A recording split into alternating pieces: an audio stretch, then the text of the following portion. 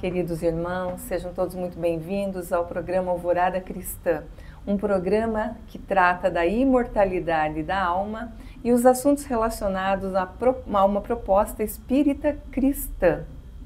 Eu sou a Lúcia Balan Cobos e hoje nós vamos entrevistar o Renato Gonçalves. Lembrando que esse programa tem o patrocínio do Centro Espírita Francisco de Assis de Mafra. Hoje nós vamos estudar as questões dos atributos de Deus e os limites da compreensão humana. Muitos buscam entender como Deus é. E Kardec faz essa pergunta diretamente. Qual é a resposta dos espíritos sobre a nossa capacidade de compreender Deus? Basicamente, eles respondem ainda não. Que nós não temos ainda uma estrutura cerebral, nós não temos ainda recursos para acessar a Deus, né, e compreendê-lo. É a mesma coisa que vamos imaginar que Deus fosse uma banda larga, de alta velocidade, mas nós temos apenas um discador aí dos anos 90, e aí não dá conexão, não dá certo porque nós ainda não temos os instrumentos necessários para acessar essa compreensão maior de Deus, né? Falta, nos dizem os espíritos, a faculdade. E o que seriam essas faculdades? Vamos imaginar faculdades, mas voltando à questão da faculdade, é a faculdade de enxergar, a faculdade de ouvir, a faculdade de perceber pelo tato, enfim, são todas faculdades. Então, por que não entendemos a Deus? Vamos imaginar, então, um ser que não tenha, né, existe na natureza seres que não têm olhos e que eles não têm a faculdade da visão. Então, esses seres, se nós chegássemos perto deles e conseguíssemos falar a sua linguagem e eles nos perguntassem como é que se dá a vida de vocês, humanos. A nossa vida é muito baseada na visão. Tanto é que a região mais desenvolvida no cérebro é a da visão, né? E a tendência será cada vez mais a gente desenvolver essa faculdade da visão. Estima-se que os seres humanos, daqui a alguns milhares de anos, terão olhos muito maiores do que os que nós hoje temos, né? Então as percepções vão aumentar. Mas se fôssemos explicar para este ser que não tem olhos, como é que a gente iria explicar a nossa natureza principal? A nossa natureza principal a gente usa a faculdade da visão. E aí? Não tem como explicar, porque esse ser não tem a faculdade da visão. Ele não vai conseguir entender nada do que a gente vai explicar para ele, né? E se ele tiver só um tipo de faculdade, só do tato, vamos dizer, aí a gente vai querer explicar a audição. Também não entra. E aproveitando a tua fala sobre a visão, explorando um pouco mais no que tange Deus e esse nosso tentar entender, a gente pode pensar que para enxergar bastam os olhos, mas para ver é preciso um sentido a mais. E falando nisso, existe esperança de que com o tempo e a evolução nós possamos entender melhor a divindade? Lúcia, à medida que a gente for se desenvolvendo intelectualmente e do ponto de vista moral, nós vamos nos aproximando de Deus. e vamos adquirindo com o tempo novas faculdades que nós ainda não conhecemos. Nós ainda não temos essa noção, mas com o futuro, dizem os espíritos superiores, nós vamos adquirir faculdades, aptidões que nos permitirão entender melhor a Deus. É mais ou menos como se fosse assim, a gente imaginasse que o sol está lá, né? Quando faz noite, a gente não o vê, porque a face da Terra está virada para o outro lado, o lado escuro, e não para o lado claro do Sol. E quando está durante o dia, mas a gente não o vê porque tem muitas nuvens. Então, temos que tirar as nuvens, temos que esperar um dia radioso, aí a gente consegue ver. Então, esse dia radioso da nossa evolução espiritual um dia chegará.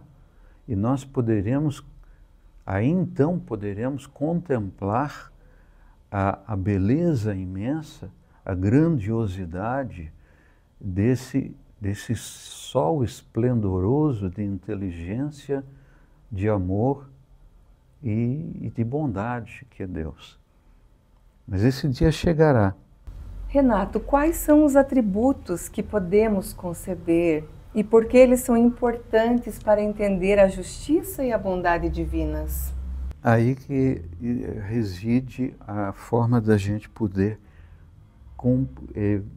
compreender um pouco mais os atributos de Deus, ou seja, as qualidades que Ele demonstra através da sua criação. Então, num sentido pedagógico, podemos dividir que Deus é eterno. Primeiro atributo. Ele não teve criação. Porque se a gente imaginar que foi criado um dia, a gente vai numa atividade contínua de regressão até querer chegar a uma causa inicial. Então, mas Deus é o incriado, a causa incriada.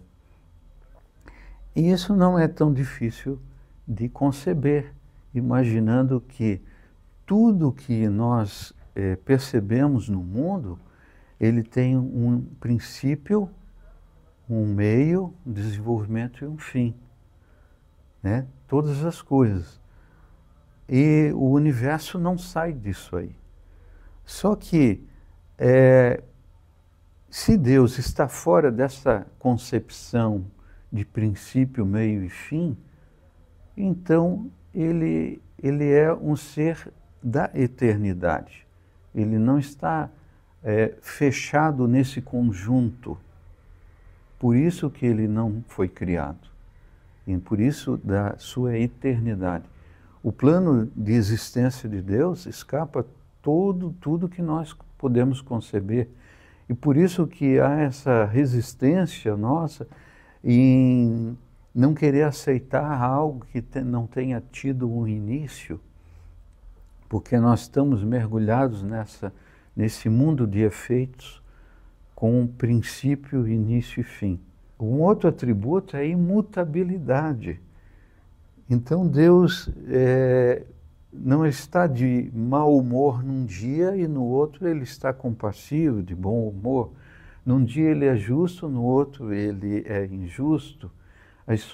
As leis que ele construiu, que ele outorgou, são leis constantes. A lei da gravidade ela não varia. Então, essa imutabilidade, ela nos dá também uma outra questão que está muito no mundo empresarial, muito falado, que é a segurança jurídica. No universo nós temos segurança jurídica. As leis são sempre as mesmas. Não mudam conforme a mudança do governo, porque o governo é um só. Então, ele é constante. Existe segurança absoluta. E isso nos dá também tranquilidade de que Deus é justo hoje, mas será justo amanhã, de que Ele é bom hoje, mas será sempre bom e sempre nos dará oportunidades. Imaterial, ele está fora da ação que a matéria sofre, da destruição, da transformação. Então Deus está fora dessa concepção de mudança. Deus é falamos do imutável, que tem a ver também com a imaterialidade, né? Deus é único. Se houvessem dois, mais deuses, existem religiões que apregou o politeísmo, né? Então, não haveria unidade. A garantia da unidade é justamente a unicidade, o fato de ser o Deus único. Isso garante a sustentabilidade e a unidade do conjunto. O onipotente, se ele não pode tudo, então não é Deus. Mas quando a gente fala de onipotência, quase sempre as pessoas dizem assim, para Deus nada é impossível. Então Deus pode fazer o que Ele quiser, inclusive derrogar as suas próprias leis. Aí entra um grande absurdo, porque Deus conhece o presente e o futuro. Ele não vai fazer uma lei para depois, lá na frente, peraí, acho que não ficou bem feito, vou mudar. Peraí, vou abrir uma exceção aqui. Não, isso não existe. A lei é sempre a mesma. Então, o que a gente chama de milagres são efeitos de leis que desconhecemos. É bem importante o Einstein que disse, né, que Deus não joga dados. É verdade. Quando você estava falando de tudo isso, eu estava lembrando, Deus não joga dados. Einstein falou isso e faz muito sentido, né? Todo sentido. Por essa onipotência, onisciência também. Então ele age através das suas leis, né? E que estão aí desde sempre, né? E que não vão mudar ao sabor, ao capricho de uma pessoa, de outra, ou de coletividades. As leis estão aí para serem seguidas, é nós que temos que nos adequar às leis, não as leis à nossa vontade. Um outro item, a onipresença, mas também não é difícil de entender, tudo que existe é obra do Criador, mas o Criador não é a obra. Então isso dá um senso de onipresença para ele, porque ele pode estar em qualquer lugar. Porque ele não está restrito no espaço, no tempo, ele não tem barreiras, não tem paredes que o limitem. Então, é como se os olhos de Deus estivessem em toda parte. Olha, eu humanizando Deus, né?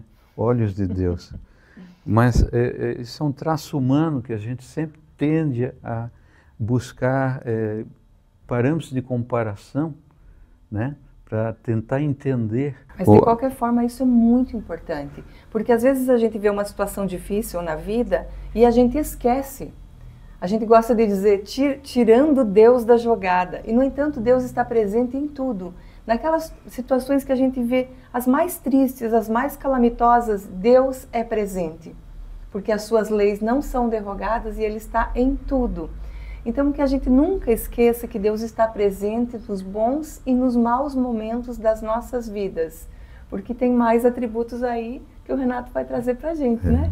Mesmo nesse momento, agora que estão conversando, falando dele, ele também está aqui presente, né? Graças a Deus. É isso aí.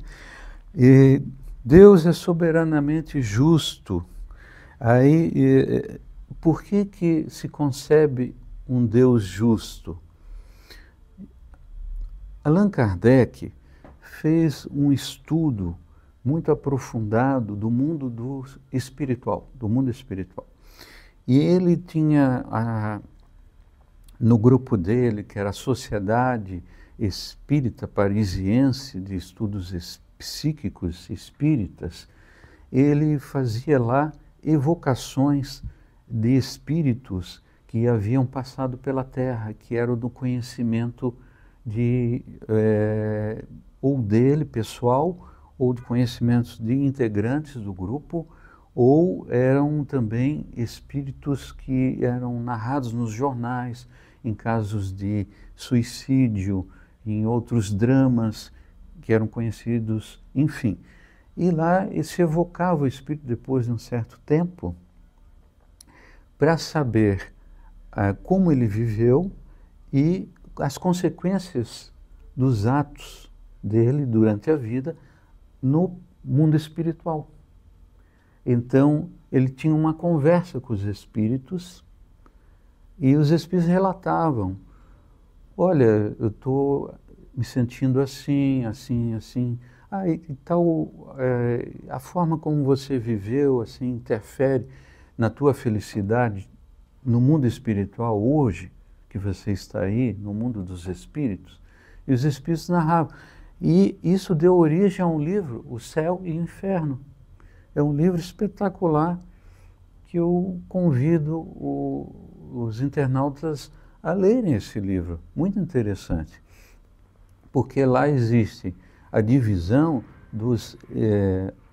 daqueles espíritos que tiveram uma conduta reprochável,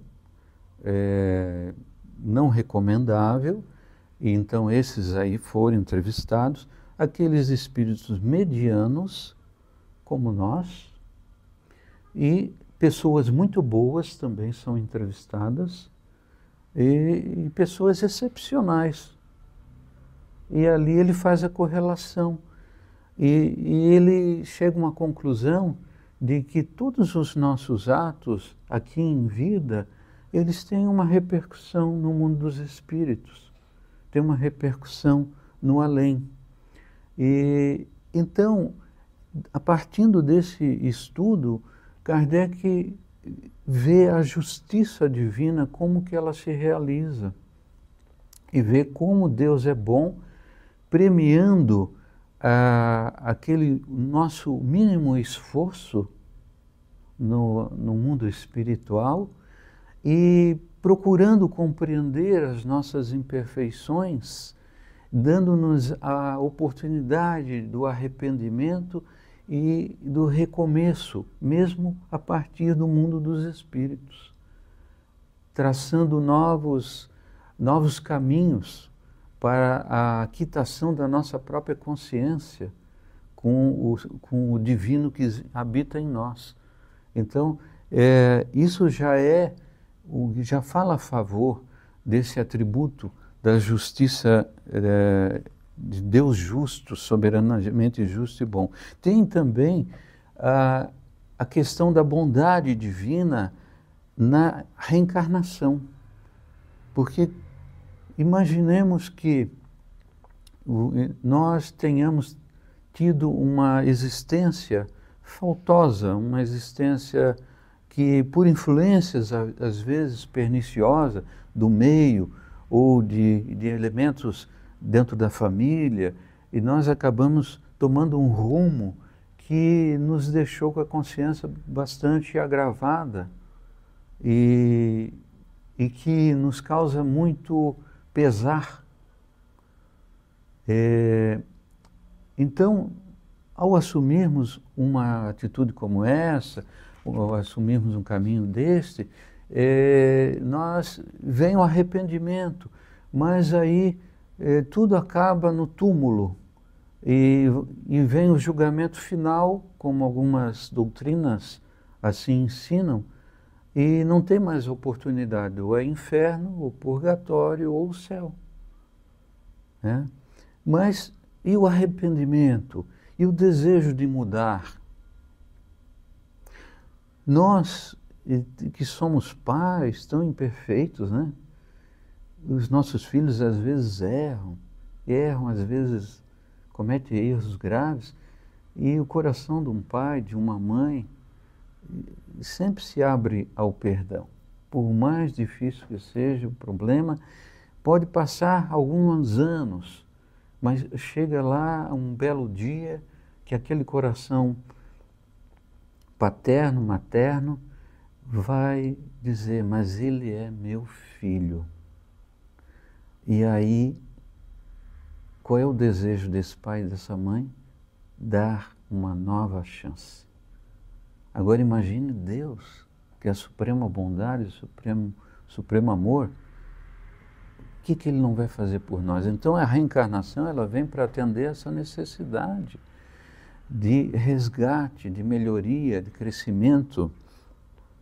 E a reencarnação já é um ato de extrema bondade da parte de Deus.